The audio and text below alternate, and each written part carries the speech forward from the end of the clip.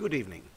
This is Benedict Forsyth with a news roundup from the TRIAC Chronicle of the latest Aether recordings in the news at the moment, keeping you informed in even these darkest of times.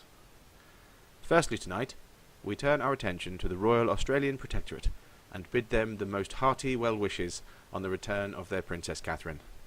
After her reappearance at the last TRIAC excursion, the Princess has travelled back to the Protectorate and resumed her duties on board the new flagship, Revenge, under the command of the newly reappointed Sky Marshal Stewart. We at the Chronicle have been asked to convey our thanks of Her Majesty Queen Victoria to the team of Australians who did all they could to rescue her sister and save the life of the Sky Marshal. Their names have been removed due to security purposes, but you know who you are. Bravo! You embody what we should all aspire to. Tensions continue to increase in the Imperial Eastern Union after the revelations and scandalous rumour that the sickness in the Mongol steppes was not a naturally occurring disease, but rather introduced artificially. The reports provided by the highly skilled members of TRIAC's pharmaceutical division, whose names have been held back to protect them, have been met with anger and consternation by certain Mongol leaders, and at this time the Imperial Court have yet to comment. As tensions rise on both sides, we at the Chronicle can see a point where the nation will see a rift that will not be healed by words alone. In entertainment news, P.T. Barnum continues his world tour with the Arctic Concord leg of his greatest show on Earth. The show has been received well and with great acclaim, with praise coming from all quarters. Dr. Lansing was quoted when speaking from the show, "I have not had the fortune of seeing the show myself due to my responsibilities to Concordia, but I have been advised that Mr. Barnum has not been disappointed, and the city is better off for him having visited.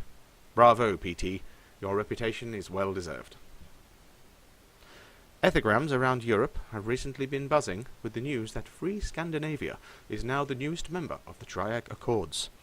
This unprecedented move by the head of the TRIAC Council, Lord Grey, seems to have been a clever political move by up-and-coming TRIAC associate and native of Free Scandinavia, Miss Sophie Horton.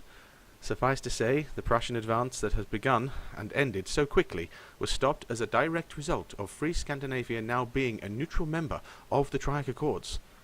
As such, the so-called 4-hour war was over before it began, with the Prussian Jaegers being recalled, much to the frustration of the Landtag and Prussian military command.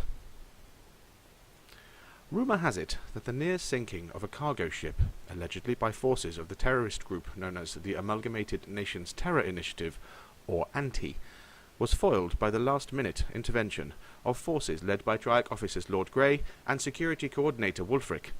The cargo it was carrying, purported to be vital components for the Commonwealth Project Thunderchild, were salvaged by TRIAC and returned to Howick House. Requests for TRIAC to return said salvage have been refused by TRIAC Command, and this has caused a less-than-friendly situation to exist between the club and the nation. What will happen in the future between them is yet to be seen, but with Howick House being sovereign soil within the Commonwealth, it could prove to be a very volatile situation indeed. Staying on emerging nation news for a moment, there is more happening on the world stage that will soon change the face of world politics even more. Firstly, the new nation, known as the Argentine Combine, is in the last months of agreeing their contract for entry into the TRIAC Accords. This new power in the Southern Hemisphere, who now have heat ray technology due to their fair and legal salvage of TRIAC hardware bound for the Triangle at the beginning of the year, are more than capable of defending themselves and demand the right to be considered on the world stage. This situation, combined with the startling news that the Commonwealth of Britannia has decided to relinquish its hold over Scotland, and the country has now officially claimed its independence, has risen to a number of issues that TRIAC need to officiate on. To that end, Lord Grey has made an announcement that he will hold an all-nations summit in the mid-year of 1873, that all nations will be able to attend, and where these treaties will be ratified. This bold and unprecedented move is a new direction in world politics, and has the potential to open the world stage to the emerging nations.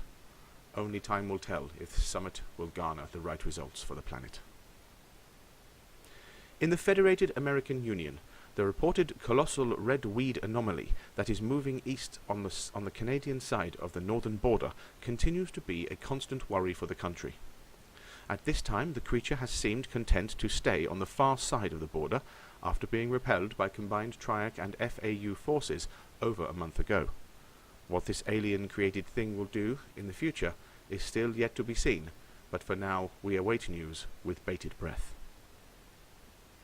Residents throughout the world reported a simultaneous power surge earlier this week that fully charged their implants and caused an intense wave of nausea in all affected. No scientific explanation has been given for the situation, and nothing like this has happened before. TRIAC Etherport Transport Division reported a brief disruption in gate travel on away missions, but no injuries were reported. And finally tonight, we have reports in the last few days that unexpected marine volcanic activity has destroyed a small island off the eastern coast of Canada. This small and reportedly uninhabited island was engulfed when the supposed anomaly erupted. The area is not a volcanic region, and boffins are currently baffled. That is the end of our current broadcast. This is Benedict Forsyth wishing you a good night and safe journeys, wherever you are.